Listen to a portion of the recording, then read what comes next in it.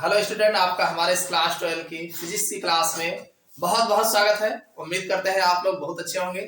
चलिए भाई, आज की क्लास स्टार्ट करते हैं। फिजिक्स का हमारा जो 14वां लेसन बनता है, ये आपका लेसन अर्धचालक तथा संधि डायोड। तो आज अर्धचालक और संधि डायोड का फिजिक्स का 14वां लेसन जो है 1 शॉट में देखने वाले हैं। अभी तक आपने अगर इस चैप्टर से कुछ नहीं तैयार किया है तो मैं आपको पूरे लगभग जितने भी टॉपिक्स आपके बोर्ड एग्जाम्स में क्वेश्चन पूछे जाते हैं सब के टॉपिक के बारे में चर्चा करने वाला हूं। आप लोग वीडियो के अंत तक बने रहिएगा।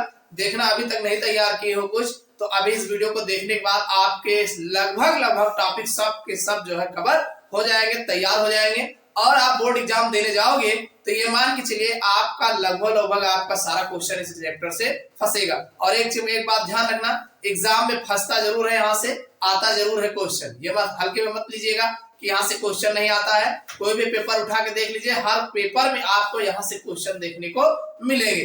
तो चलिए क्लास की शुरुआत करते हैं। आप लोग से एक छोटी रिक्वेस्ट है, अगर आप चैनल पर नए हैं तो चैनल को सब्सक्राइब कर लेना और कमेंट करके बताना ये वीडियो आपको कैसा लगा। साथ में अपने यार दोस्तों के साथ शेयर करिएगा ज्यादा से ज्यादा। चलिए क्लास की शुरुआत करते हैं और देखते हैं आज की क्लास में सबसे पहला क्वेश्चन हमने जो लिया है। देखो बच्चों, अगर हम बात करें तो सबसे पहला टॉपिक आपका जो बनता है वो है ऊर्जा बैंड क्या होता है, यानी ऊर्जा बैंड किसे कहते हैं। पहले हम ऊर्जा बैंड जान लेते हैं। ऊर्जा बैंड में जो बोहर थे, साइंटिस्ट आप जानते हैं, बोरबरी जो थे यानी बोहर जो थे, बोहर के अनुसार परमाणुओं के बीच अन्योन्य क्रिया होती। यानी जो परमाणु होते हैं वो भाई अलग अलग परमाणु जो होते हैं आपस में क्या करते हैं, अन्योन्य क्रियाएं करते हैं, लेन देन करते हैं। इलेक्ट्रॉनों का आपस में लेन देन करते हैं, अन्योन्य क्रियाएं होती है जिसके कारण उनके ऊर्जा स्तरों में विक्षोभ उत्पन्न होता है। यानी जो उनके अलग अलग ऊर्जा स्तर होते हैं, आपको पता है कि कोई भी परमाणु है, जैसे ये मान लीजिए नाभिक है और नाभिक का परमाणु है। अब इसके बाहर जो है अलग अलग जो है ये ऊर्जा स्तर होते हैं, इलेक्ट्रॉनों की ऊर्जा स्तर होते हैं और इनमें जब लेन देन होता है तो ये आपस में ऊर्जा स्तरों में इनके जो है विक्षोभ उत्पन्न हो जाता है। एक प्रकार का तरंग जैसा जो है हलचल उत्पन्न हो जाती है। ऊर्जा स्तरों में विक्षोभ उत्पन्न हो जाता है और प्रत्येक ऊर्जा स्तर अनेक ऊर्जा स्तरों में विभक्त हो जाता है। यानी हर एक ऊर्जा स्तर जो होता है वो अनेक ऊर्जा स्तरों में विभक्त हो जाता है। आपको पता है कि जैसे पहला के है, फिर यल है, फिर यम है, फिर यन है, इस तरीके से एक एक ऊर्जा स्तर जो है अनेक ऊर्जा स्तरों में विभक्त हो जाता है। कब? जब इनके मध्य जो है विक्षोभ उत्पन्न होता है। समझ में आया नहीं? तो वही कह रहे हैं, अनेक ऊर्जा स्तरों में विभक्त होकर एक बैंड का रूप ले लेता है। यानी ये क्या करता है, एक बैंड का रूप ले लेता है जिससे ऊर्जा बैंड कहते हैं। क्या कहते हैं? ऊर्जा बैंड कहते हैं। नहीं समझ में आया? सीधी सी बात है कि परमाणुओं के बीच अन्योन्य क्रिया होती है। भाई जो परमाणु होते हैं उनके बीच बहुत सारी अन्योन्य क्रियाएं होती है जिसके कारण उनके ऊर्जा स्तरों में, यानी जो उनका एनर्जी लेवल होता है, ऊर्जा स्तर होते हैं, उनमें विक्षोभ उत्पन्न हो जाता है और प्रत्येक ऊर्जा स्तर अनेक ऊर्जा स्तरों में विभक्त हो जाता है। जो उनका मेन ऊर्जा स्तर होता है वो अनेक ऊर्जा स्तरों में जो है अलग अलग विभक्त हो जाता है और एक बैंड का रूप ले लेता है। और जब विभक्त होता है तो ये एक बैंड का रूप ले लेता है जिसे ऊर्जा बैंड कहते हैं, जिसे ऊर्जा बैंड कहा जाता है। समझ में आ गया? ऊर्जा बैंड जो होते हैं ये दो प्रकार के होते हैं। पहला है संयोजी बैंड और दूसरा होता है चालन बैंड। संयोजी बैंड और चालन बैंड आप इस तरीके से देख सकते हैं। जैसे मान लो एक ऊर्जा बैंड आपको इस तरीके से देखने को मिलेगा और दूसरा ऊर्जा बैंड जो है इस तरीके से देखने को मिलेगा। यह आपका जो होता है इसे हम संयोजी बैंड बोलते हैं, संयोजी बैंड। और नीचे जो होगा इसे हम चालन बैंड बोलते हैं। क्या बोलते हैं? चालन बैंड। अब ये संयोजी बैंड और चालन बैंड तो ठीक है। भाई संयोजी बैंड कौन होते हैं? भाई इलेक्ट्रॉन को जाने के लिए इनमें फ्री संयोजकताएं पाई जाती हैं, इनमें जो है रिक्त संयोजकताएं पाई जाती हैं। और चालन बैंड वो होते हैं जिनमें जो इलेक्ट्रॉन्स होते हैं यहाँ से यहाँ तक जाते हैं। अब इन दोनों के मध्य जो है एक मिलता है ऊर्जा अंतराल। क्या मिलता है? ऊर्जा अंतराल। अंतराल यानी बीच में संयोजी बैंड और चालन बैंड के बीच में ऊर्जा अंतराल आपको देखने को मिलेगा। समझ में आ गया नहीं? तो कुल मिला के अब इसी के आधार पर जो है यानी ऊर्जा बैंड क्या होते हैं? ऊर्जा बैंड जो होते हैं भाई परमाणुओं के बीच जब अन्योन्य क्रियाएं होती है जिसके कारण उनके ऊर्जा स्तरों में जो है विक्षोभ उत्पन्न हो जाता है। प्रत्येक ऊर्जा स्तर जो है अनेक ऊर्जा स्तरों में जो है विभक्त हो जाता है, यानी हर एक ऊर्जा स्तर जो है अनेक ऊर्जा स्तरों में विभक्त हो जाता है, जो एक ऊर्जा बैंड का रूप ले लेता है, जिसे ऊर्जा बैंड कहते हैं। और ये ऊर्जा बैंड जो होते हैं ये दो प्रकार के होते हैं, एक संयोजी बैंड और दूसरा चालन बैंड। समझ में आ गया होगा कि ये दो प्रकार के बैंड होते हैं, एक संयोजी बैंड और दूसरा चालन बैंड। देखो बच्चों, अगला क्वेश्चन ये आपके बोर्ड एग्जाम्स में खूब इंपॉर्टेंट है, यानी बहुत ही पूछा जाता है। ये मान के चलिए हर बार इसमें से कुछ न कुछ आपको देखने को मिलते हैं। तो क्वेश्चन है हमारा, ऊर्जा बैंड के आधार पर ठोसों के प्रकार की व्याख्या कीजिए। यानी ऊर्जा बैंड के आधार पर ठोस कितने प्रकार के होते हैं ये पूछा जाता है, या इसी में से आपसे चालक क्या होते हैं, या अर्धचालक क्या होते हैं, या अचालक क्या होते हैं, ये अलग अलग करके भी पूछा जाता है। तो चलिए इसको देख लेते हैं, बहुत ही ज्यादा इंपॉर्टेंट है। तो एक बात जाने रहिएगा कि ऊर्जा बैंड के आधार पर, किसके आधार पर, ऊर्जा बैंड के आधार पर जो ठोस होते हैं इनको 3 भागों में वर्गीकृत किया गया है। कितने भागों में वर्गीकृत किया गया है? 3 भागों में वर्गीकृत किया गया है। सबसे पहला आपका जो प्रकार आता है वो है चालक। चालक मतलब जिसमें धारा प्रवाहित की जा सके, जिसमें धारा प्रवाहित होती है। तो अब ये चालक होते कौन है? तो देखो हमने आपको 2 बैंड बताया है, एक संयोजी बैंड बताया है और दूसरा चालन बैंड बताया है। तो जब संयोजी बैंड यानी चालक में संयोजी ऊर्जा बैंड तथा चालन ऊर्जा बैंड, यानी संयोजी ऊर्जा बैंड और चालन ऊर्जा बैंड पूर्ण रूप से भरे होते हैं, यानी दोनों जो है एकदम पूर्ण रूप से भरे होते हैं, अर्थात इनके बीच वर्जित ऊर्जा अंतराल ना के बराबर होता है। यानी इनके बीच जो गैप होता है वर्जित ऊर्जा अंतराल का वो ना के बराबर होता है, यानी कोई गैप नहीं होता है। तो ये जो है हमारे चालक कहलाते हैं, इनको जो है चालक कहा जाता है। कैसे? देखो अगर हम देखा जाए तो एक मान लीजिए ये हमारा जो है ये हमारा भाई संयोजी बैंड है, संयोजी बैंड, और इसी के ठीक नीचे जो है हमारा जो है चालन बैंड स्थित है। ये कौन है? चालन बैंड। और इनके बीच जो ये गैप होता है वो ना के बराबर, यानी वर्जित ऊर्जा अंतराल। ये कौन है? वर्जित ऊर्जा अंतराल। अंतराल ये जब वर्जित ऊर्जा अंतराल जो है हमारा ना के बराबर, भाई संयोजी बैंड को आप ऐसे दिखा दीजिए और जो हमारा चालन बैंड है ऐसे दिखा दीजिए, और इनके बीच जो वर्जित ऊर्जा अंतराल है वो एकदम ना के बराबर होता है, बिल्कुल एकदम होता ही नहीं है मान के चलिए, तब जो है आपका वो चालक कहलाता है। समझ में आया कि नहीं याद हो पाएगा?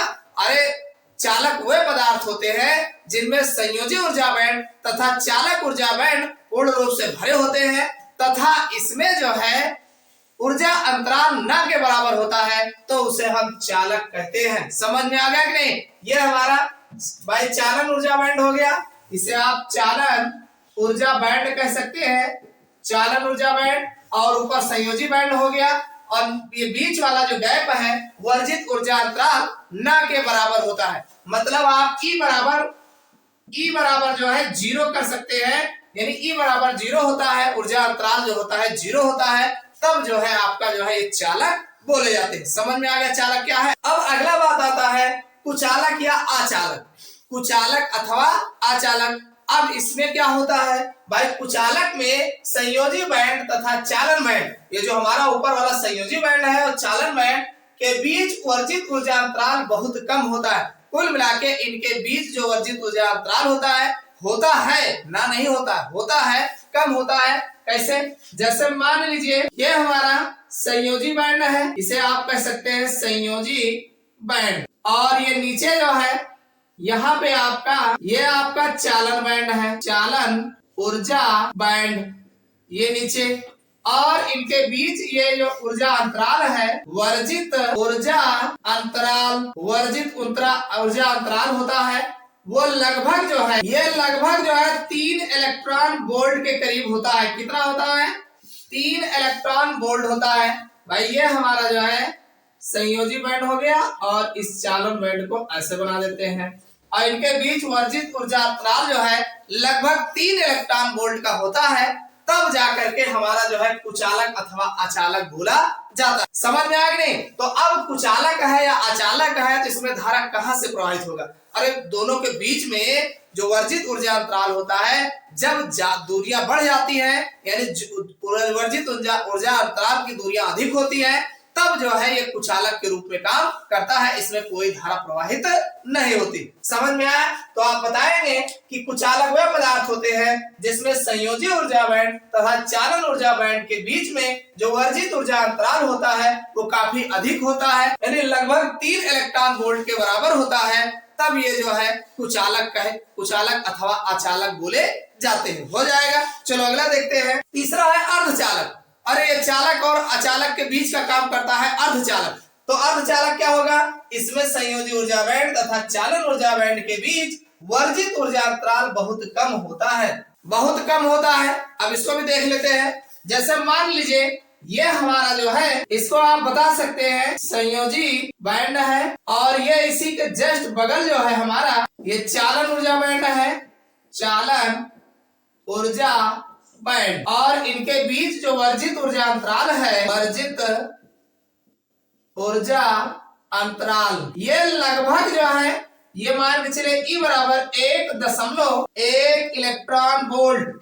यानी देखो अगर देखा जाए तो जो हमारा कुचालक होता है, इनमें जो वर्जित ऊर्जा अंतराल होता है वो 3 इलेक्ट्रॉन वोल्ट होता है, मतलब अधिक होता है। तो जब बहुत अधिक होता है तो ये हमारा जो है भाई कुचालक होता है, लेकिन इसमें जो ऊर्जा अंतराल होता है बहुत अधिक नहीं होता है, वो कम होता है। तो E बराबर 1.1 इलेक्ट्रॉन वोल्ट होता है। अब 1.1 इलेक्ट्रॉन और 3 इलेक्ट्रॉन वोल्ट में अंतर नहीं है।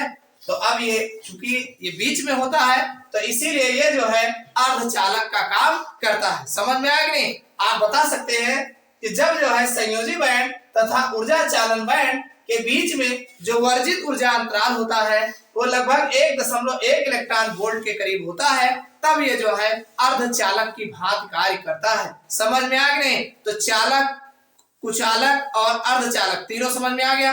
भाई चालक वे होंगे भाई संयोजी बैंड और चालन बैंड के बीच में जो वर्जित अंतराल होता है वो ना के बराबर होता है, यानी ई बराबर लगभग 0 होता है, तब हमारा जो है चालक की भांति कार्य करता है, उसे हम चालक कहते हैं। और अगला जो हमारा होता है कि जब संयोजी बैंड और चालन बैंड के बीच ऊर्जा अंतराल ई बराबर लगभग 3 इलेक्ट्रॉन वोल्ट होते हैं, तो हमारा ये जो ठोस होता है वो किसकी भांति कार्य करता है? ये अचालक अथवा कुचालक की भांति कार्य करता है। हो जाएगा। तीसरा है आपका अर्धचालक, यानी आधे में चालक। तो इसका मतलब ये है कि संयोजी बैंड और ऊर्जा बैंड के बीच जो हमारा वर्जित ऊर्जा अंतराल होता है वो लगभग 1.1 इलेक्ट्रॉन वोल्ट के बीच होता है। तो ये जो है अर्धचालक की भांति कार्य करते हैं। तो समझ में आ गया होगा।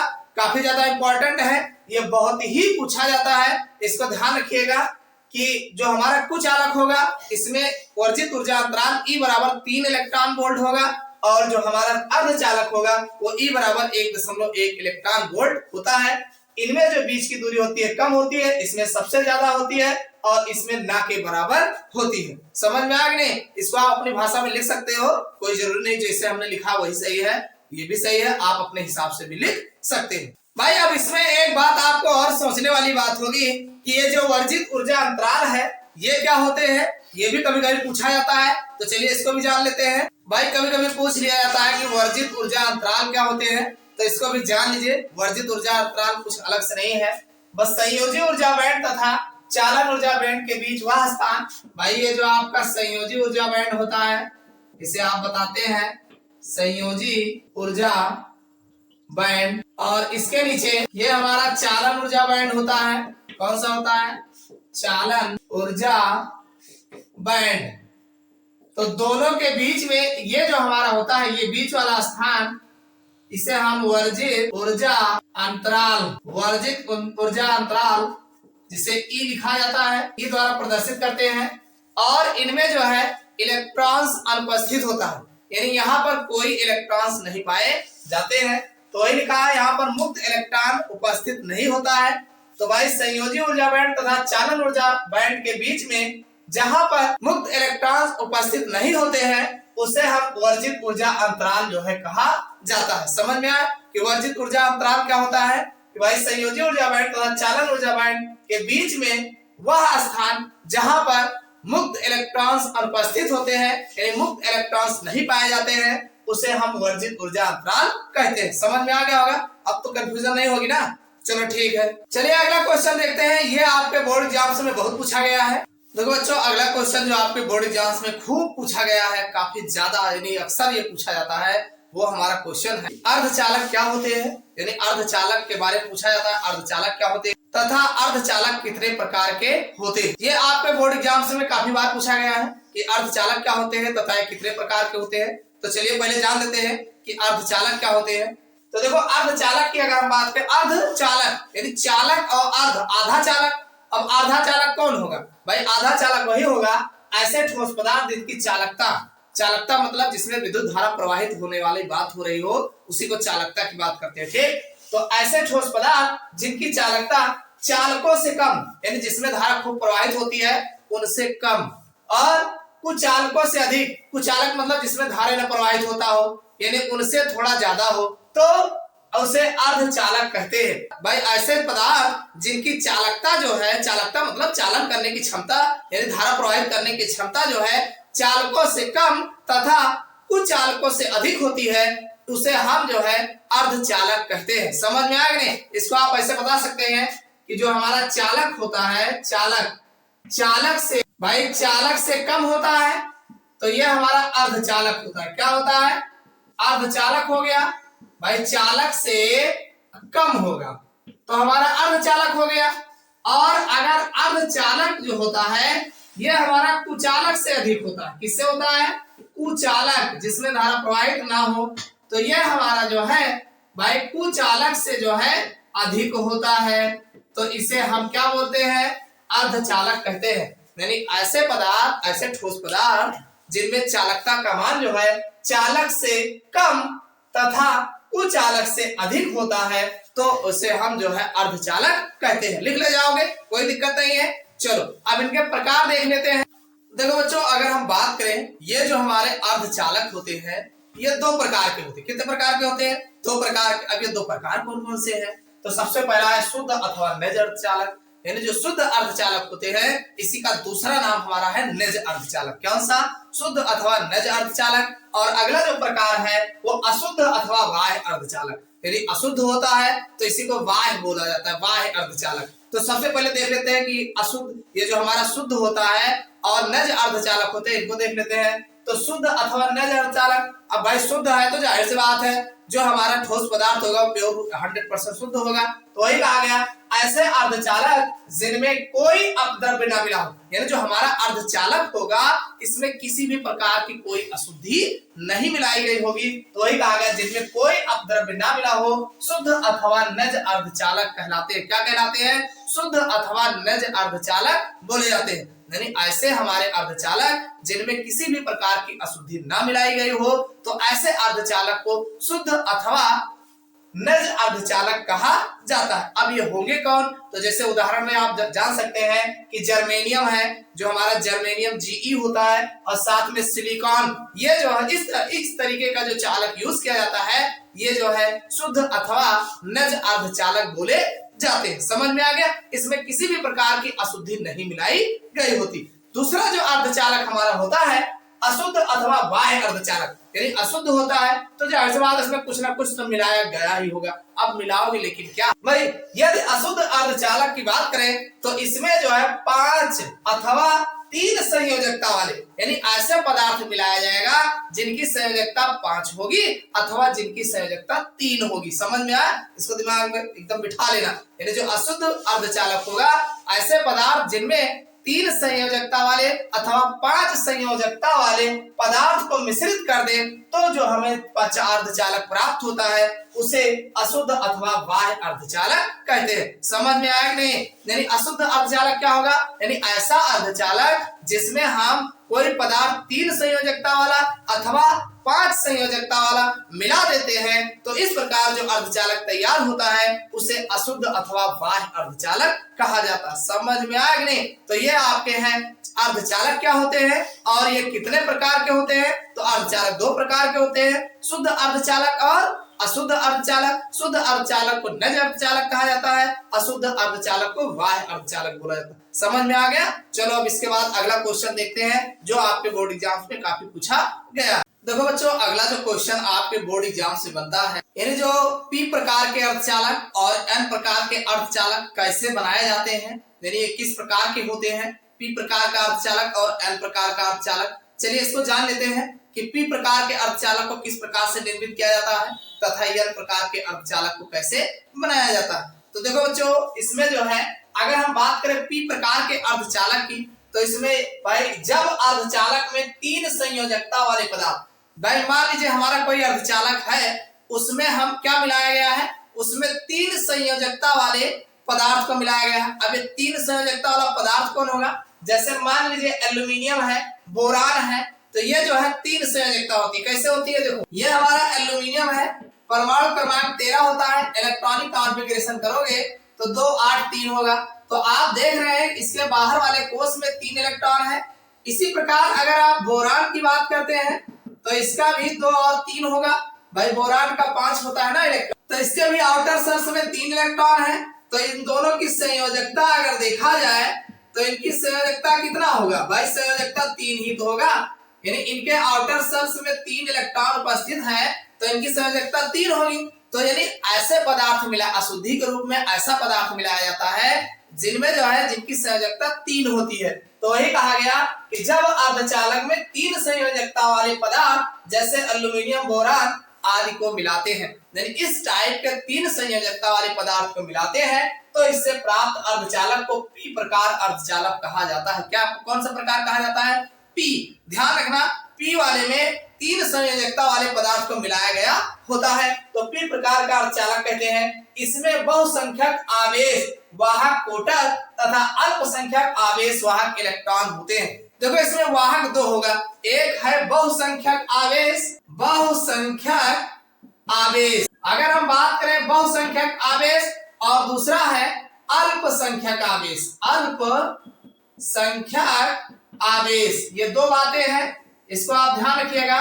एक बहुसंख्यक आवेश है और दूसरा अल्पसंख्यक आवेश है। तो जो बहुसंख्यक आवेश होते हैं वो जो होता है कोटर होता है, क्या होता है, कोटर होता है, और जो अल्पसंख्यक आवेश होते हैं वो इलेक्ट्रॉन के द्वारा होता है, यानी इसमें इलेक्ट्रॉन होते हैं।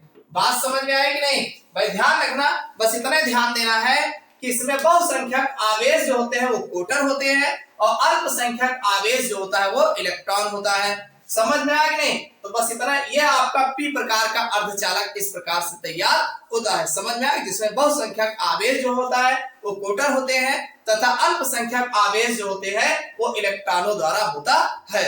समझ में आ गया, तो यह हमारा p प्रकार का अर्धचालक तैयार हो गया। अब हम बात करते हैं n प्रकार के अर्धचालक किस प्रकार के होते हैं। तो देखो बच्चों, अगर हम n प्रकार के अर्धचालक की बात करें तो जब शुद्ध अर्धचालक में, यानी जो हमारा अर्धचालक होगा, शुद्ध अर्धचालक में 5 संयोजकता वाले पदार्थ, यानी अब की बार कितने संयोजकता वाले पदार्थ को मिलाएंगे, 5 संयोजकता वाले, जिनकी संयोजकता 5 होती है, ऐसे पदार्थ को मिला करके बनाया गया होता है। तो जैसे एंटीमनी हो गया, बिस्मथ हो गया, भाई एंटीमनी हो चाहे बिस्मथ हो, इनकी अगर हम बात करेंगे तो इनके आउटर शेल्स में 5 इलेक्ट्रॉन आते हैं। तो जिनके आउटर शेल्स में 5 इलेक्ट्रॉन आते हैं तो उन्हें हम 5 संयोजकता वाले पदार्थ, भाई 5 संयोजकता वाला तत्व बोला जाता है।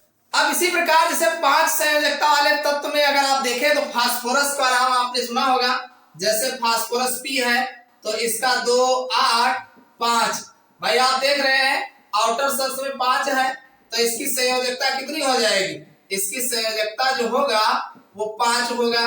तो कुल मिला के जिनकी संयोजकता 5 होती है ऐसे तत्वों को जो है मिला करके जो है n प्रकार का अर्धचालक बनाया जाता है। समझ में आया कि नहीं, p प्रकार का अर्धचालक मिलाया जाएगा 3 संयोजकता वाले तत्वों को मिला के, n प्रकार का अर्धचालक बनाया जाएगा 5 संयोजकता वाले तत्वों को मिला करके। ठीक, तो इससे प्राप्त अर्धचालक को n प्रकार अर्धचालक कहते हैं। हो जाएगा, चलो आगे चलते हैं। इसमें बहुसंख्यक आवेश इलेक्ट्रॉन, देखो यहाँ पर ये जो बहुसंख्यक आवेश था कोटर था, यहाँ पर बहुसंख्यक जो हमारा आवेश होगा वो हमारा इलेक्ट्रॉन होगा, क्या होगा, इलेक्ट्रॉन होगा, और जो हमारा अल्पसंख्यक आवेश होगा, अल्पसंख्यक अगर हम आवेश की बात करें तो ये हमारा कोटर होगा, क्या होगा, कोटर। ध्यान रखना, समझ में आएगा नहीं, जस्ट अपोजिट होगा, पर ध्यान रखना यहाँ पर बहुसंख्यक आवेश हमारा इलेक्ट्रॉन होगा और यहाँ अल्पसंख्यक आवेश हमारा कोटर होगा। तो वही कहा गया कि यह प्रकार के अर्धचालक कहते हैं, इसमें बहुसंख्यक आवेश इलेक्ट्रॉन होता था, अल्पसंख्यक आवेश वाहक कोटर होता। समझ में आया? पी और एन प्रकार में अगर देखोगे तो कुछ नहीं करना है।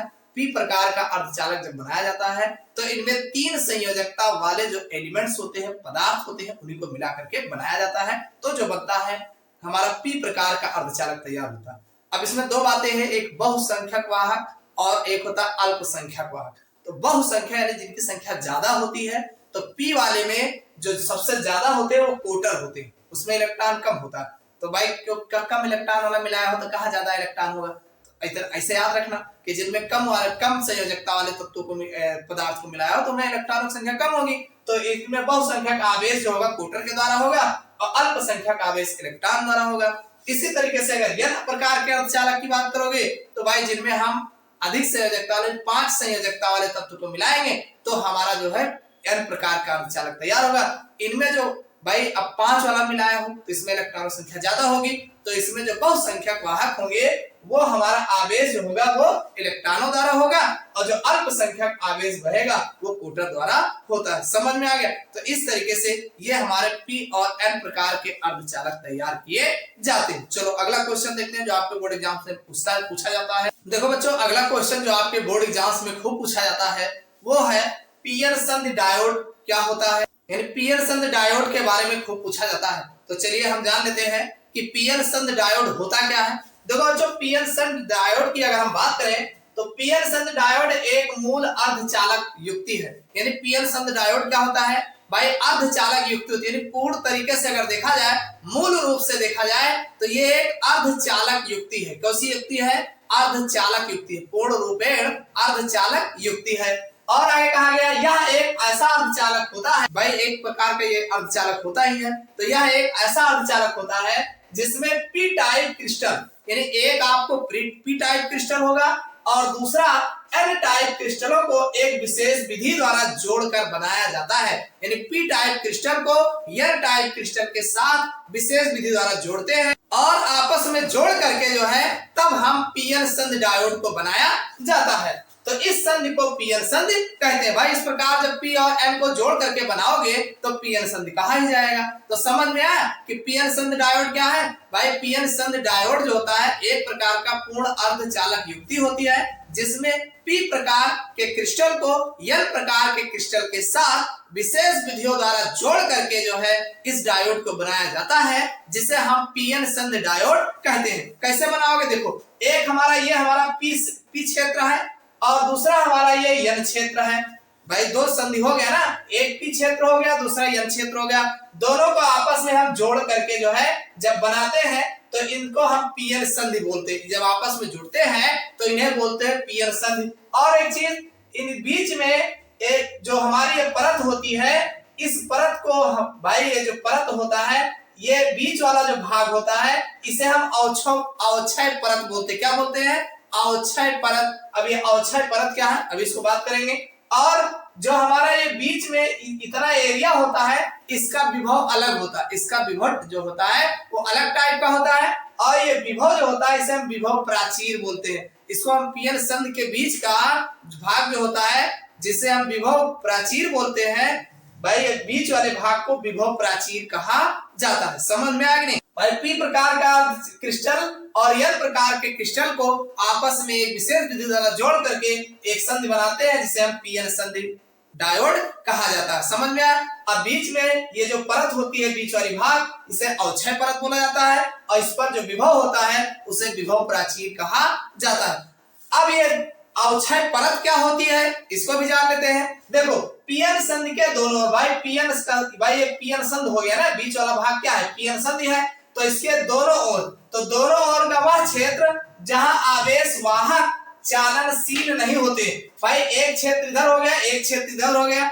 अब इस दोनों में से यहाँ पर आपको चालन देखने को मिलेगा, लेकिन ये जो बीच वाला भाग होता है अवक्षय परत। अवक्षय परत का मतलब ये है परत अवक्षय का मतलब होता है गायब होना। यानी यहाँ पर चालन आपको देखने को नहीं मिलेगा, यहाँ पर देखने को मिलेगा, यहाँ पर भी देखने को मिलेगा, लेकिन इस बीच वाले भाग में आपको चालन देखने को नहीं मिलता है। तो वही कहा गया चालनशील नहीं होते हैं, उस क्षेत्र को अवक्षय परत कहते हैं। भाई पीयर संधि के दोनों ओर का वह क्षेत्र, भाई पीयर संधि के इधर और इधर, भाई इधर की ओर इधर की ओर दोनों ओर का वह क्षेत्र जहां पर आवेश वाहक चालनशील नहीं होते हैं, यानी जहां पर आवेश वाहक चालनशील नहीं होते हैं, उस क्षेत्र को अवक्षय परत कहते हैं। यानी अवक्षय परत कौन होता है? भाई पीएन संधि का वह क्षेत्र जहां पर आवेश वाहक चालनशील नहीं होते हैं, उसे हम जो है अवक्षय परत कहते हैं। क्यों अवक्षय परत कहते हैं? भाई वहां दिखाई ही नहीं देता, चालन होता ही नहीं,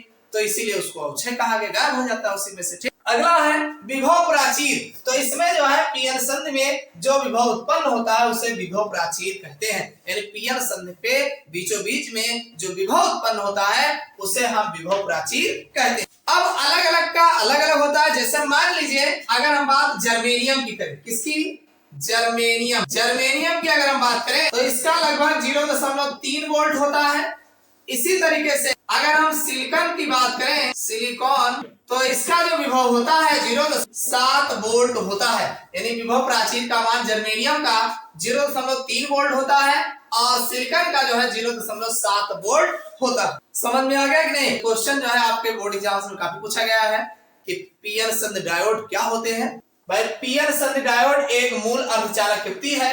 यह एक ऐसा अर्धचालक होता है जिसमें पी टाइप क्रिस्टल तथा एन टाइप क्रिस्टल को एक विशेष विधि द्वारा जोड़कर बनाया जाता है। भाई ये आपका पी क्षेत्र है, एन क्षेत्र है, और दोनों को आपस में जोड़ करके जो है पीएन संधि डायोड बनाया जाता है। ठीक, इसमें भाई ये पी क्षेत्र, एन क्षेत्र, इसमें कोटर होगा, इसमें इलेक्ट्रॉन होगा, और फिर जो है इसमें जो बीच में जो परत होती है अवक्षय परत होती है। तो पीएन संधि के दोनों ओर का वह क्षेत्र जहां आवेश वाहक चालनशील नहीं होते हैं उस क्षेत्र को अवक्षय परत बोला जाता है। और पीएन संधि में जो विभव उत्पन्न होता है उसे विभव प्राचीर कहा जाता है। भाई जर्मेनियम का 0.3 वोल्ट और सिलिकॉन का 0.7 वोल्ट होता है। समझ में आ गया होगा? चलो अब हम अगले क्वेश्चन की बात कर लेते हैं जो आपके बोर्ड एग्जाम्स में काफी पूछे गए हैं। देखो बच्चों, अगला क्वेश्चन जो आपके बोर्ड एग्जाम्स में पूछा जाता है वो है पीएन संधि डायोड में विद्युत धारा का प्रवाह कैसे होता है। यानी पीएन संधि जो डायोड आपने बनाया है इसमें विद्युत धारा का प्रवाह कैसे किया जाता है। तो देखो इसमें विद्युत धारा का प्रवाह जो है दो तरीके से होता है। यानी पीएन संधि डायोड को बाह्य बैटरी से दो अलग अलग प्रकार से जोड़ा जा सकता है। यानी जो संधि डायोड हमारा होता है ये बैटरी से दो तरीकों से जोड़ा जा सकता है। पहला तरीका यह है कि अग्र अभिनत अथवा अग्रदिशी, यानी अग्र अभिनत द्वारा जोड़ा जा सकता है, और दूसरा जो है पश्च अभिनत या पश्च दिशी, यानी दो तरीकों द्वारा इसको बैटरी से जोड़ा जा सकता है। यानी इस तरीके से इसमें धारा का प्रवाह किया जा सकता है। कितने तरीके से? दो तरीके से जो है पीएन संधि डायोड में धारा का प्रवाह किया जा सकता है। आपके बोर्ड एग्जाम्स में जो खूब पूछा जाता है कि अग्र अभिनत या अग्रदिशी किस प्रकार से विद्युत धारा का संचालन होता है, ये बहुत ही पूछा जाता है। तो चलिए इसको देख लेते हैं, वेरी वेरी इंपॉर्टेंट है, इसको जाने रखिएगा। अग्र वाला भी और पश्च वाला दोनों पूछे जाते हैं, मोस्ट इंपॉर्टेंट है। पूरे 5 नंबर में जो है इस तरीके से आपको देखने को मिलते हैं। तो चलिए बात करते हैं अग्र अभिनत या अग्रदिशी। इसमें क्या होता है? भाई हमारा बैटरी है, तो जब बैटरी के धन सिरों को पीएन संधि के पी क्षेत्र से जोड़ा जाता है। आप जान रहे हैं ये हमारा पी और एन क्षेत्र है। भाई ये इधर वाला पी क्षेत्र हो गया, इधर वाला एन क्षेत्र हो गया। पी क्षेत्र में कोटर होते हैं, एन क्षेत्र में इलेक्ट्रॉन्स होते हैं। इलेक्ट्रॉन को हमने छोटा छोटा दिखाया है और कोटर को थोड़ा जगह करके दिखाया है क्योंकि ये इलेक्ट्रॉन इसी में आकर के बैठते हैं। ठीक, अब इसमें ये पी क्षेत्र जो हमारा है इसको बैटरी के धन सिरे से जोड़ा गया, तो यहां से जोड़ा जाएगा तो धनात्मक होगा, और जो एन क्षेत्र होगा इसको बैटरी से एन सिरे से जोड़ा गया है, बैटरी से एन सिरे से जोड़ा गया है। और जब दोनों को जोड़ते हैं तो एन क्षेत्र और पी क्षेत्र दोनों जो है ये मध्य की ओर जो है आने लगते हैं। तो इसको देखिए क्या लिखे हैं कि जब बैटरी के धन सिरे को पीएन संधि के पी क्षेत्र से तथा ऋण सिरे को एन क्षेत्र से जोड़ा जाता है तो अग्र अभिनत कहते हैं। इस प्रकार से जब जोड़ा जाता है तो उसे अग्र अभिनत कहा जाता है। यानी पीएन संधि डायोड का जो हमारा पी क्षेत्र होता है उसको बैटरी के धन सिरे से जोड़ा जाता है, और जो एन क्षेत्र होता है उसे बैटरी के ऋण सिरे से जोड़ा जाता है। तो इसी को जो है अग्र अभिनत या अग्रदिशिक जो है कहा जाता है। समझ में आ गया अग्र अभिनत और अग्रदिशिक क्या है। अब देखिए काम कैसे करेगा। अग्र अभिनत की स्थिति में पी क्षेत्र में उपस्थित कोटर, आप देख रहे हैं ये पी क्षेत्र में कोटर उपस्थित है, तथा एन क्षेत्र में उपस्थित इलेक्ट्रॉन, आप देख रहे हैं एन क्षेत्र में इलेक्ट्रॉन उपस्थित है और ये संध की ओर चलने लगते हैं। यानी पी क्षेत्र का कोटर और एन क्षेत्र का जो इलेक्ट्रॉन्स होता है, ये दोनों बीच, ये जो बीच में संधि है, इसी संध की ओर जो है दोनों चलने लगते हैं। समझ में आई बात कि नहीं। तथा संध से होकर बहुसंख्यक आवेश वाहकों का वितरण होने लगता है और जब ये आते हैं तो इन दोनों आपस में मिलते हैं, यानी यहाँ जब आते हैं तो यहाँ पर बहुसंख्यक आवेश वाहकों का वितरण होने लगता है। तो ये कहा है कि संध से होकर बहुसंख्यक आवेश वाहकों का वितरण होने लगता है तथा संध को पार करके ये आपस में संयोग कर लेते हैं। यानी ये जो होते हैं ये संधि को पार कर जाते हैं और पार करके जो है आपस में जो है संयोग कर लेते हैं। समझ में आई बात कि नहीं भाई अगर हम अग्र अभिनत की बात करें तो अग्र अभिनत में पी क्षेत्र को धन सिरे से बैटरी के, एन क्षेत्र को ऋण सिरे से जोड़ा जाता है। तो इस प्रकार जो हमारा बनता है अग्र अभिनत बोला जाता है। और अब इसमें अगर देखा जाए तो जो हमारा अग्र अभिनत की स्थिति में जो पी क्षेत्र में उपस्थित कोटर होते हैं तथा एन क्षेत्र में उपस्थित जो इलेक्ट्रॉन्स होते हैं, ये दोनों जो है संधि की ओर चलने लगते हैं। भाई जब जोड़ोगे तो इधर से इलेक्ट्रॉन और इधर से कोटर दोनों संधि की ओर चलने लगते हैं और संधि से होकर जो है बहुसंख्यक आवेश वाहकों के वितरण जो है होने लगता है। यानी बहुसंख्यक आवेश का वितरण, भाई जब इधर से आएगा ज्यादा नहीं हो जाएगा तो ज्यादा हो जाएगा, बहुसंख्यक आवेशों का वितरण होगा और संधि में जो है संधि को पार करके निकल जाते हैं, यानी पार कर आपस में संयोग कर लेते हैं, यानी पार कर आपस में संयोग कर लेते हैं और संधि में फिर धारा का प्रवाह होने लगता है।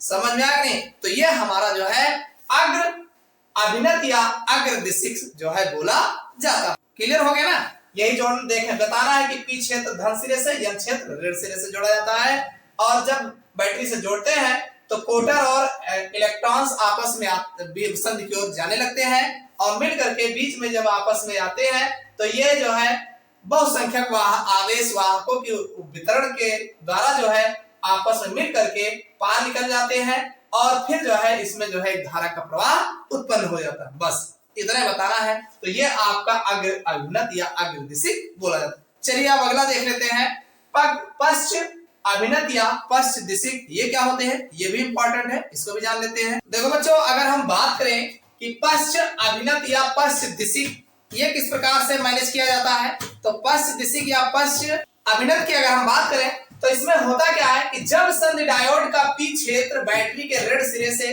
तथा एन क्षेत्र बैटरी के धन सिरे से जुड़ा होता है तो इस संधि को पश्च अभिनत या उत्क्रम अभिनत कहते हैं। भाई इसमें होता क्या है कि जब हमारा ये जो पीएन संधि होता है, पीएन संधि का डायोड का जो पी क्षेत्र होता है ये बैटरी के ऋण सिरे से जुड़ा होता है तथा जो एन क्षेत्र होता है ये बैटरी के धन सिरे से जुड़ा होता है, यानी जस्ट अपोजिट इसको जोड़ा जाता है। और जब इसको भाई उसके अपेक्षा इसको अपोजिट जोड़ा जाता है तो इस संध में पी क्षेत्र कोटर, भाई पी क्षेत्र हमारा कोटर होता है तथा एन क्षेत्र का जो इलेक्ट्रॉन होता है ये संध से दूर जाने लगते हैं। यानी कब, जब हम पी क्षेत्र को बैटरी के ऋण सिरे से और एन क्षेत्र को बैटरी के धन सिरे से जोड़ते हैं तो इस प्रकार जब जोड़ते हैं तो इस संध में जो हमारा कोटर होता है और जो इलेक्ट्रॉन्स होते हैं ये जो है संध से दूर जाने लगते हैं, यानी दोनों सिरों की ओर जो है दूर जाने लगते हैं। तो वही लिखा है कि दूर जाने लगते हैं अतः वह कभी भी संधि के समीप संयोग नहीं कर सकते। अरे जब ये यहाँ संधि से दूर की ओर जा रहा है तो ये काहे को आपस में संयोग करेगा, यानी संधि की ओर कहाँ इकट्ठे नहीं होगा, तो ये संधि से दूर जाने लगते हैं तो इस प्रकार वो कभी भी संधि पर संयोग नहीं कर सकते। इस प्रकार डायोड में बहुसंख्यक वाहकों के कारण, यानी इसमें बहुसंख्यक जो वाहक होते हैं वाहकों के कारण कोई धारा नहीं होती, यानी इसमें बहुसंख्यक वाहक तो होते हैं लेकिन इसमें किसी भी प्रकार की कोई धारा प्रवाहित नहीं होती। समझ में आया कि नहीं समझ में आया, फिर से देख लो भाई। अगर हम बात पश्च दिशिक या जो है पश्च अभिनत की करें तो इसमें जो हमारा पीएन डायोड होता है इसका पी क्षेत्र जो है वो बैटरी के ऋण सिरे से तथा एन क्षेत्र जो होता है बैटरी के धन सिरे से जोड़ करके जो बनाया जाता है तो इस संधि को पश्च अभिनत या उत्क्रम अभिनत कहा जाता है। समझ में आ गई। अब बात यह आती है कि इस स्थिति में पी क्षेत्र के जो कोटर होते हैं तथा यन क्षेत्र के जो इलेक्ट्रॉन्स होते हैं दोनों संधि से दूर जाने लगते हैं। भाई दोनों संधि से आप देख रहे हैं दूर, संधि से दूर हट रहे हैं, तो संधि से दूर हटने लगते हैं, अतः वे कभी भी संधि के समीप आकर के संयोग नहीं कर सकते। जब दूर जाएंगे तो संयोग काहे को करेंगे, नहीं कर सकते। इस प्रकार डायोड में बहुसंख्यक वाहकों की उपस्थिति के कारण कोई धारा नहीं बहती, यानी इसमें कोई भी धारा का प्रवाह नहीं होता। भाई ये सब दोनों जब दूर जा रहे हैं तो धारा कहां से बहेगी, तो इसीलिए इसमें किसी भी प्रकार का धारा का प्रवाह नहीं होता। समझ में आ गया, ये इसका डायग्राम है, आराम से बना लोगे, कोई दिक्कत नहीं है। तो ये तो हमारा क्वेश्चन जो था पीएन संधि डायोड में धारा का किस प्रकार प्रवाह होता है, तो अग्र अभिनत और पश्च अभिनत दोनों हमने देख लिया, दोनों पूछे जाते हैं, काफी ज्यादा पूछे जाते हैं, मोस्ट इंपोर्टेंट है। चलिए अब हम अगला क्वेश्चन देख लेते हैं। अगला क्वेश्चन जो आपके बोर्ड एग्जाम्स में पूरे 5 नंबर में पूछा जाता है वो है पीएन संधि डायोड अर्ध तरंग दृष्टिकारी के रूप में। ये जो है आपके बोर्ड एग्जाम्स में बहुत पूछा गया है कि अर्ध तरंग दृष्टिकारी के रूप में किस प्रकार कार्य करता है, इसकी संरचना क्या होती है, ये बाकायदा डिटेल में जो है आपसे पूछा जाता है और ये पूरे 5 नंबर वाले क्वेश्चन है। चलिए इसको देख लेते हैं और एक चीज जान लीजिए, इंपॉर्टेंट बहुत है, इंपॉर्टेंट में कमी नहीं है, मोस्ट इंपॉर्टेंट है।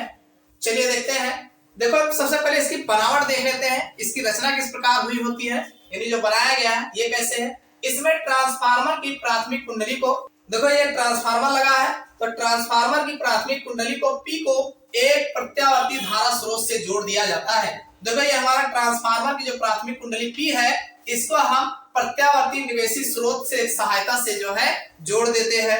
फिर आगे तथा द्वितीयक कुंडली यस में, ये हमारी द्वितीयक कुंडली है जिसे हम यस कहा गया है, यस में एक पीएन संधि डायोड तथा एक लोड प्रतिरोध आरएल श्रेणी क्रम में जोड़ देते हैं। यानी जो पीएन संधि डायोड है और एक लोड प्रतिरोध आरएल जो होता है दोनों आप देख रहे हैं श्रेणी क्रम में जोड़ा जाता है, यानी जोड़ दिया जाता है तथा निर्गत वोल्टता को लोड प्रतिरोध के सिरों के बीच प्राप्त किया जाता है। यानी जो लोड प्रतिरोध हमारा होता है ये निर्गत वोल्टेज जो होता है इन दोनों के सिरों के बीच, भाई एक सिरा सी हो गया दूसरा सिरा डी हो गया, इनके बीच जो है निर्गत स्रोत वोल्टता जो है प्राप्त होती है। समझ में आया नहीं, ये जो बनाया गया है इसी के बारे में बताया गया है। ये हमारा एक ट्रांसफार्मर है जिसका पी सिरा जो है प्रत्यावर्ती निवेशी स्रोत से जो है जोड़ दिया जाता है और जो इसका दूसरा सिरा होता है यस सिरा, यस सिरे में जो है एक पीएन संधि जो है और तथा लोड प्रतिरोध आरएल को श्रेणी क्रम में जो है आपस में जोड़ दिया जाता है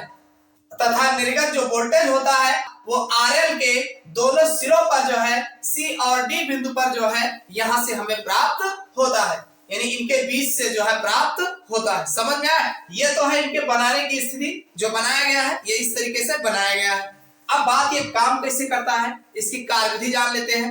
तो एक बात जानिएगा, निवेशी प्रत्यावर्ती वोल्टेज के धनात्मक अर्धचक्र, देखो जब यहाँ पर हम वोल्टेज लगाते हैं तो एक सिरा ये है दूसरा सिरा बी है, तो ए और बी, अब इस पर ध्यान देना, एक सिरा धनात्मक होगा तो दूसरा ऋणात्मक होगा और जब एक सिरा ऋणात्मक होगा तो बी वाला फिर धनात्मक होगा, यानी दोनों बदल बदल कर काम करेगा। तो कैसे काम करेगा, निवेशी प्रत्यावर्ती वोल्टेज के धनात्मक अर्धचक्र में निवेशी, भाई यहां से निवेश होगा तो निवेशी प्रत्यावर्ती वोल्टेज के धनात्मक अर्धचक्र में जब द्वितीयक कुंडली का सिरा ए बी के सापेक्ष धनात्मक होता है, भाई यहां से जब हम प्रत्यावर्ती निवेशी वोल्टेज लगाते हैं तो इसके प्रथम अर्धचक्र में जब हमारा द्वितीयक कुंडली का ए सिरा बी के सापेक्ष धनात्मक होता है, क्या होता है, ए सिरा जो होता है बी के सापेक्ष धनात्मक होता है, तो संधि डायोड अग्रदिशिक की स्थिति में होता है। जब ए सिरा धनात्मक होता है तो हमारा जो ये संधि डायोड होता है वो अग्रदिशिक की स्थिति में होता है। कौन सी स्थिति में होता है, अग्रदिशिक की स्थिति में होता है। इस अवस्था में लोड प्रतिरोध आरएल में धारा सी से डी की ओर बहने लगती है और इस कंडीशन में जो हमारा आरएल लोड प्रतिरोध होता है इसमें धारा सी से डी की ओर बहना शुरू हो जाती है, बहने लगती है। इसके बाद ऋणात्मक अर्धचक्र में, अब जैसे मान लीजिए ये धनात्मक अर्धचक्र के दौरान की ऐसी बात हुई कि धारा इसमें सी से डी की ओर बह गई, लेकिन जब ऋणात्मक अर्धचक्र दौरान होता है जब कुंडली का सिरा ए बी के सापेक्ष ऋणात्मक होता है, भाई ये हमारा जो कुंडली का सिरा ए जो होता है बी के सापेक्ष अब की बात ऋणात्मक होता है, तो तो संधि डायोड पश्च दिशिक की स्थिति में होता है। ऐसी स्थिति में संधि डायोड जो होता है पश्च दिशिक की स्थिति में होता है। आप जानते हैं पश्च दिशिक की स्थिति में डायोड में किसी भी प्रकार की धारा प्रवाहित नहीं होती, तो वही कहा गया पश्च दिशिक की स्थिति में होता है। इस अवस्था में लोड प्रतिरोध में कोई धारा प्रवाहित नहीं होती। यहाँ पर आपको आरएल में किसी भी प्रकार की धारा प्रवाहित नहीं होती। समझ में आ गया? नहीं समझ में आया? देखो, जो हमारा प्रत्यावर्ती निवेशी स्रोत से जब वोल्टेज लगाया जाता है, निर्गत धारा लगाई जाती है, तो इसमें जो है कुंडली का जो हमारा सिरा होता है, ए सिरा बी के सापेक्ष जब धनात्मक होता है, तो धनात्मक सिरा होने के कारण तो ये संधि से जो है भाई संधि जो होती है हमारी अग्रदिशिक की भांति कार्य करता है। कैसे दिया? अग्रदिशिक। जब ए सिरा हमारा धनात्मक होगा, ए सिरा धनात्मक, तब ये हमारा जो काम करेगा वो अग्रदिशिक की भांति कार्य करेगा। और जब ए सिरा ऋणात्मक होता है तो फिर ये हमारा पश्च दिशिक की भांति कार्य करेगा। किसकी भांति कार्य करेगा? पश्च दिशिक की भांति करके। बस इतना अगर समझ में आ गया तो समझ लो, आराम से बता ले जाओगे। भाई जब प्रत्यावर्ती निवेशी वोल्टेज लगाया जाता है तो भाई लगाने के बाद जो हमारा संधि होता है, इसमें संधि का जो हमारा ए सिरा होता है जब बी के सापेक्ष धनात्मक होता है, तो संधि हमारा जो होता है अग्रदिशिक की भांति कार्य करता है और हमारे लोड प्रतिरोध में सी से डी की ओर धारा का प्रवाह होता है। समझ में आ गई? और दूसरी बात, जब ऋणात्मक, भाई धनात्मक अर्धचक्र में ए सिरा जो है धनात्मक होता है, लेकिन जब दूसरा इसी में ऋणात्मक अर्धचक्र के दौरान अगर हम बात करें तो ऋणात्मक अर्धचक्र के दौरान भाई हमारा ए सिरा जो होता है बी के सापेक्ष ऋणात्मक होता है। तो ऐसी स्थिति में जो हमारी संधि होती है वो पश्च दिशिक की भांति कार्य करती है, और पश्च दिशिक की भांति जब कार्य करता है तो हमारे आरएल लोड प्रतिरोध पर किसी भी प्रकार का धारा प्रवाह नहीं होता। तो हमने हमारी हेडिंग का पीएन संधि डायोड अर्ध तरंग दृष्टिकारी के रूप में भाई आधे तरंग में जो है धारा प्रवाहित होता है, आधे चक्र में धारा का प्रवाह नहीं होता। तो वही लिखा गया है, अतः पीएन संधि डायोड के अर्ध तरंग दृष्टिकारी में केवल धनात्मक अर्धचक्र में ही लोड प्रतिरोध में धारा का प्रवाह होता। समझ में आ गया? नहीं समझ में आया? फिर से देख लो एक बार। हमने कहा कि इसमें ट्रांसफार्मर की प्राथमिक कुंडली को P, भाई ये जो हमारा ट्रांसफार्मर है इसकी पहले कुंडली को P को एक प्रत्यावर्ती धारा स्रोत से जोड़ दिया जाता है, यानी प्रत्यावर्ती धारा स्रोत P सिरे को प्रत्यावर्ती धारा स्रोत से जोड़ दिया जाता है, तथा द्वितीय कुंडली में यस में एक पीएन संधि डायोड, यानी भाई जो हमारा द्वितीय कुंडली का इसमें एक पीएन संधि डायोड और तथा आरएल यानी लोड प्रतिरोध को श्रेणी क्रम में जो है जोड़ दिया जाता है। आगे कहा गया तथा निर्गत वोल्टता को लोड प्रतिरोध जो हमारा निर्गत वोल्टेज होगा वो लोड प्रतिरोध के सी और डी सिरे के दोनों के बीच जो है प्राप्त होता है। ये इसकी बनावट हो गई। अब इसमें जो है कार्य विधि की अगर हम बात करें, काम कैसे करेगा भाई, निवेशी प्रत्यावर्ती वोल्टेज के जब निवेशी प्रत्यावर्ती वोल्टेज लगाया जाता है तो धनात्मक अर्धचक्र और ऋणात्मक अर्धचक्र, यानी आधा चक्र हमारा धनात्मक होगा, आधा चक्र हमारा ऋणात्मक होगा। तो धनात्मक अर्धचक्र के दौरान जब द्वितीय कुंडली का सिरा ए बी के सापेक्ष धनात्मक होता है, यानी ए सिरा हमारा बी के सापेक्ष धनात्मक होता है, तो संधि डायोड अग्रदिशिक की भांति कार्य करता है, यानी अग्रदिशिक की स्थिति में होता है। इस अवस्था में लोड प्रतिरोध आरएल में धारा सी से डी की ओर बहने लगती है। भाई सी से डी की ओर धारा बहने लगती है। इसके बाद ऋणात्मक अर्धचक्र में जब अगला अर्धचक्र यानी इसी में ऋणात्मक अर्धचक्र दौरान स्टार्ट होता है, तो ऋणात्मक अर्धचक्र में जब कुंडली का सिरा ए बी के सापेक्ष ऋणात्मक होता है तो संधि डायोड पश्च दिशिक की स्थिति में होता है, यानी संधि डायोड हमारा कैसा होता है, पश्च दिशिक की स्थिति में होता है। इस अवस्था में लोड प्रतिरोध में कोई धारा प्रवाहित नहीं होती, पश्च दिशिक की स्थिति में कोई धारा प्रवाह नहीं होता है। अतः पीएन संधि डायोड के अर्ध तरंग दृष्टिकारी में केवल धनात्मक अर्धचक्र में ही लोड प्रतिरोध में धारा का प्रवाह होता है। सिर्फ धारा कब इसमें बहेगा, जब यह धनात्मक होगा और यह ऋणात्मक होगा, तभी यानी आधे अर्धचक्र के दौरान जब यह सिरा धनात्मक होता है तब इसमें जो है धारा का प्रवाह हमें लोड प्रतिरोध पर प्राप्त होता है। लेकिन आधे अर्धचक्र के दौरान जब ए सिरा हमारा ऋणात्मक होता है तब इस समय यह जो है पश्च दिशिक के रूप में काम करता है, यानी पीएन संधि हमारा पश्च दिशिक के रूप में काम करता है, और इस दौरान जो है इसमें किसी भी प्रकार का धारा प्रवाहित नहीं होता। बस इतना अगर ध्यान है तो आराम से बना भी ले जाओगे और अच्छी तरह से लिख भी ले जाओगे। समझ में आ गया होगा। चलो अब अगला क्वेश्चन देख लेते हैं, इसी में जो आपका पूछा जाता है। देखो बच्चों, अगला जो मोस्ट इंपॉर्टेंट क्वेश्चन है, आपके बोर्ड एग्जाम्स में खूब पूछा जाता है, वो है पीएन संद डायोड पूर्ण तरंग दृष्टिकारी के रूप में कैसे काम करता है, इसकी संरचना क्या है और इसकी कार्यप्रणाली क्या है, दोनों देखेंगे। तो इसमें सबसे पहले हम बनावट देख लेते हैं। इसका बनावट किस प्रकार से है। इसमें प्राथमिक कुंडली को एक प्रत्यावर्ती धारा स्रोत से जोड़ दिया जाता है। यह प्राथमिक कुंडली है जो प्रत्यावर्ती धारा स्रोत से जोड़ दिया गया है, तथा द्वितीय कुंडली, ये द्वितीय कुंडली है, से दो संधि डायोड, एक संधि डायोड ये हमारा D1 है और दूसरा D2 है, जोड़ दिए जाते हैं। भाई ये एक संधि डायोड हमारा ये D1 है और दूसरा संधि डायोड हमारा D, जोड़ दिए जाते हैं। भाई दोनों सिरों पर दो संधि डायोड जो है D1 और D2 जोड़ दिया जाता है। इसमें P क्षेत्र को दूसरे से जोड़ देते हैं। देखो जो इसमें P क्षेत्र होता है, ये पीछे वाला सिरा P क्षेत्र है, इसको एक दूसरे से इधर से जोड़ दिया जाता है और जो N क्षेत्र होते हैं इनको इधर से आपस में जोड़ दिया जाता है, जोड़ देते हैं। एक लोड प्रतिरोध RL, यानी जो लोड प्रतिरोध हमारा RL होता है, द्वितीय कुंडली के केंद्रीय निष्कास T, यानी द्वितीय कुंडली जो हमारा होता है, भाई ये द्वितीय कुंडली है, एक केंद्रीय निष्कास जो बीच में ये T जो है तथा N के बीच, भाई T तथा N क्षेत्र के बीच जोड़ देते हैं। भाई N क्षेत्र जो हमारा ये N है, संधि का N होता है और केंद्रीय निष्कास जो हमारा T होता है, दोनों के बीच में जो है इसको लोड प्रतिरोध को जोड़ दिया जाता है। समझ में आया कि नहीं? नहीं समझ में आया। सबसे पहले जो हमारी देखो इसमें दो कुंडलियां होती है, एक कुंडली ये है, दूसरी कुंडली ये होती है। तो प्राथमिक कुंडली जो हमारी होती है इसे प्रत्यावर्ती धारा स्रोत से जोड़ देते हैं। प्राथमिक कुंडली को प्रत्यावर्ती धारा स्रोत से जोड़ दिया गया। और जो द्वितीय कुंडली होती है, तो द्वितीय कुंडली में A और B सिरे पर एक पीएन संधि जो है डायोड इधर लगा दिया जाता है और एक संधि डायोड दूसरे सिरे पर, कुंडली के एक सिरे पर पीएन संधि डायोड लगा दिया जाता है, दूसरे सिरे पर भी पीएन संधि डायोड लगा दिया जाता है। दोनों संधि के P सिरे को आपस में जोड़ दिया जाता है तथा N सिरे को भी आपस में जोड़ दिया जाता है।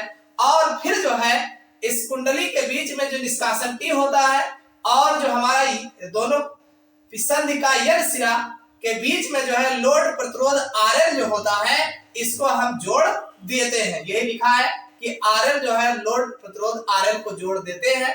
भाई T और N क्षेत्र के बीच ये T क्षेत्र है और ये इधर वाला दोनों सिरा N है होता है, तो N क्षेत्र के बीच जोड़ दिया जाता है। देखो जो पीएन संध डायोड है हमारा, तो इसका ये पीछे वाला P सिरा होता है, आगे वाला N सिरा होता है। तो P सिरा ये जो प्राथमिक कुंडली है, इस कुंडली के भाई दोनों सिरों को P यानी पीएन संधि के P सिरे को दोनों को आपस में जोड़ दिया जाता है और N सिरे को भी आपस में जोड़ दिया जाता है। और कुंडली का जो केंद्रीय निष्कास हमारा T होता है, T और N यानी संधि के N के बीच में लोड प्रतिरोध RL को जोड़ दिया जाता है। समझ में आया नहीं? तो इस तरीके से यह हमारा पीएन संध डायोड जो है पूर्ण तरंगकारी दृष्टिकारी के रूप में तैयार हो जाता है। समझ में आया नहीं? अब समस्या यह है कि काम कैसे करता है। तो काम करने के लिए इसकी कार्यविधि हम देख लेते हैं। निवेशी प्रत्यावर्ती वोल्टेज के धनात्मक अर्धचक्र। देखो आप जानते हैं जब प्रत्यावर्ती निवेशी वोल्टेज लगाया जाता है तो दो अर्धचक्र होते, एक धनात्मक अर्धचक्र होगा, एक ऋणात्मक, यानी आधा चक्र धनात्मक रहेगा, आधा चक्र ऋणात्मक। एक पूर्ण चक्र जो होता है आधा धनात्मक और आधा ऋणात्मक मिल करके बनता है। तो जब निवेशी प्रत्यावर्ती वोल्टेज लगाया जाता है तो प्रथम अर्धचक्र के दौरान, यानी जब आधा चक्र जब स्टार्ट होता है, तो कुंडली जो हमारा द्वितीय कुंडली होता है, इसका A सिरा धनात्मक होगा। हमारा कौन सा सिरा धनात्मक होगा? A सिरा धनात्मक होगा और B सिरा ऋणात्मक होगा। तो जब A सिरा धनात्मक होगा तो जाहिर सी बात है कि हमारी जो भाई अर्धचक्र में द्वितीय कुंडली का सिरा A B के सापेक्ष धनात्मक होगा। कैसे धनात्मक होगा? B के सापेक्ष धनात्मक होता है। तो संधि डायोड D1 अग्रदिशिक की स्थिति में होगा। तो ये जो हमारा संधि D1 लगा हुआ है, D1 अग्रदिशिक की स्थिति में होगा और D2 हमारा पश्च दिशिक की स्थिति में होगा। समझ में आया कि नहीं? तो वही कहा गया कि D1 अग्रदिशिक की स्थिति में होगा। इस अवस्था में D1 से धारा C से D की ओर बहने लगती है। भाई ऐसी अवस्था में C से D की ओर जो है धारा का प्रवाह होने लगता है। इस तरीके से इसमें जो है धारा का प्रवाह जो है C से D की ओर होने लगता है। समझ में आया कि नहीं? यह तो पहले अर्धचक्र की बात हो गई। जबकि D2 में धारा प्रवाह शून्य होगा। भाई जब इधर से धारा ये सिरा हमारा धनात्मक होगा तो हमारा धारा केवल संधि D1 से जो है अग्रदिशिक होने के कारण ये धारा C से D की ओर बहने लगेगी। समझ में आया? और जो D2 हमारा सिरा होगा, इस संधि में किसी भी धारा का प्रवाह नहीं होगा, इसमें शून्य होगा। समझ में आया?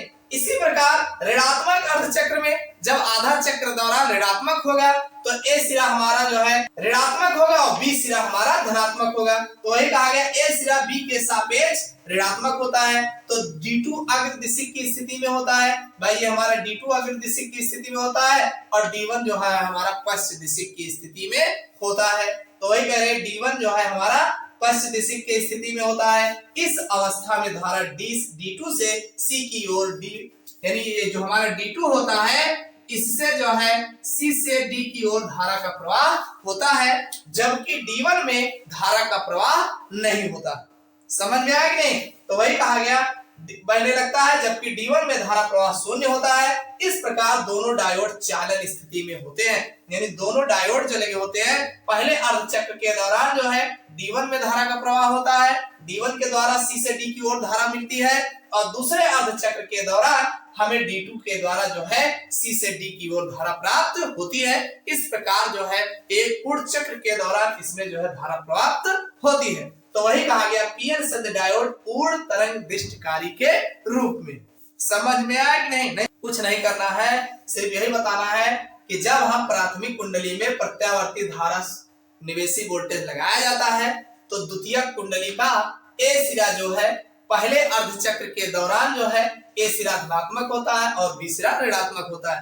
तो A सिरा धनात्मक होने के कारण जो हमारा पीएन संधि होती है वो अग्रदिशिक की भांति कार्य करता है, जबकि हमारा जो D2 संधि होता है वो पश्च दिशिक की भांति कार्य करता है। तो अग्रदिशिक की भांति जो कार्य करता है उधर से ही धारा प्रवाहित होती है। तो हमें लोड जो हमारा RL होता है C से D की ओर आधे चक्र में धारा का प्रवाह होता है, जबकि D2 संधि से कोई भी धारा प्रवाहित नहीं होती, यहाँ पर धारा का प्रवाह शून्य होता है। अब इसी में जो अर्धचक्र का दूसरा अर्धचक्र होता है, यानी प्रथम अर्धचक्र यह हो गया। अब इसके जब अर्धचक्र के द्वितीय अर्धचक्र के दौरान ये हमारा A सिरा ऋणात्मक होता है, B सिरा धनात्मक होता है। तो इस समय जो हमारा D2 संधि होती है ये जो है अग्रदिशिक की भांति कार्य करता है, जबकि D1 जो होता है वो पश्च दिशिक की भांति कार्य करता है। तो इस समय जो है D2 संधि से जो है धारा का प्रवाह होता है, यानी लोड प्रतिरोध RL में C से D की ओर धारा प्रवाहित होता है, जबकि जो हमारा D1 संधि होती है यहाँ पर धारा का प्रवाह नहीं होता। समझ में आ गए? और इस तरीके से यानी प्रथम अर्धचक्र के दौरान D1 से और द्वितीय अर्धचक्र के दौरान D2 से जो है धारा का प्रवाह होता है। तो इसीलिए इसे पीएन संधि डायोड पूर्ण तरंग दिष्टकारी के रूप में बताया गया।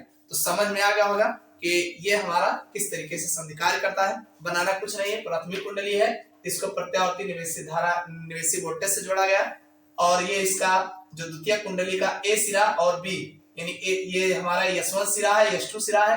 S1 सिरा पर एक D1 जो है पीएन संधि लगाया गया है, S2 सिरे पर D2 पीएन संधि लगाए गए हैं, और दोनों को आपस में N सिरे को जोड़ दिया गया है और P सिरे को भी आपस में जोड़ दिया गया। और ये जो हमारी द्वितीय कुंडली होती है इसके बीच में निवेशी जो हमारा धारा T होता है, यहाँ पर N सिरा, और जो हमारा द्वितीय कुंडली का सिरा होता है, दोनों के बीच में लोड प्रतिरोध RL जो है लगा दिया जाता है, यहाँ से हमें धारा का प्रवाह होता है। समझ में आया? तो ये इस तरीके की इसकी बनावट है और इसका कार्य है। उम्मीद करता हूँ समझ में आ गया होगा। देखो बच्चों, इस तरीके से आपका पूरा चैप्टर जो है समाप्त होता है। उम्मीद करते हैं सारे टॉपिक्स आपको समझ में आए होंगे। समझ में आया हो तो कमेंट करके जरूर बताना, और अपने यार दोस्तों के साथ ये वीडियो से ज्यादा से ज्यादा शेयर करिएगा, और चैनल को अगर सब्सक्राइब न किया हो सब्सक्राइब कर लीजिएगा। फिर मिलते हैं अगले क्लास में किसी नए टॉपिक के साथ।